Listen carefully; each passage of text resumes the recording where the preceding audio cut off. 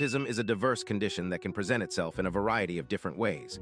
Why is such a broad group of people pigeonholed with one specific term? Is there something that all autistic people have in common?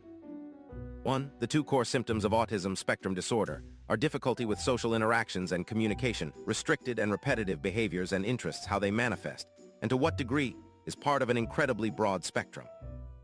2. It's actually commonly referred to as autism spectrum disorder for this very reason, as opposed to just autism. 3. This is extremely simplified, but generally 3 areas are affected. 1. Communication, as already mentioned, it's a spectrum, so the individual may be completely non-speaking, or it may be more subtle. They may struggle with social communication both receptively, e.g. difficulty picking up on cues, and expressively, e.g. not using tone of voice as is typically expected, or consciously, and with great effort have to learn the unwritten rules of conversation, etc. 2. Behaviors that affect daily functioning may be focused intense interests, repetitive behaviors, and our need for routine order. 3. Sensory processing differences in the way some or all senses are processed. Can be hypo-hyper under oversensitive. Not just the 5 senses we typically think of, but also vestibular, balance, proprioception, etc. Basically, it's a difference in how the brain works, but it affects people in different ways, but affects these 3 areas. It's a huge umbrella term, but has diagnostic criteria which pigeonholes people together. The saying is, once you've met one autistic person, you've met one autistic person.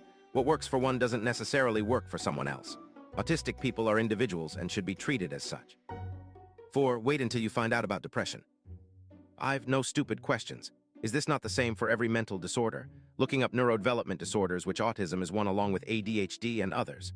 There is some research about genetics being able to diagnose it, but fundamentally the diagnosis is based on symptoms. My thoughts are we group things up into broad categories cause we don't really understand what is going on. So we have a better understanding, it will become clearer and more specific definitions will result. One of the main barriers for any condition to understand it, in my opinion, is working out what causes it rather than the symptoms that present. Like viruses are much clearer, it seems, and we understand them better. You have coronavirus, we can test for it, we can make vaccines for it. Mental health has a lot more challenges, not just mental health though. We don't really understand things like chronic fatigue and such either, MHO.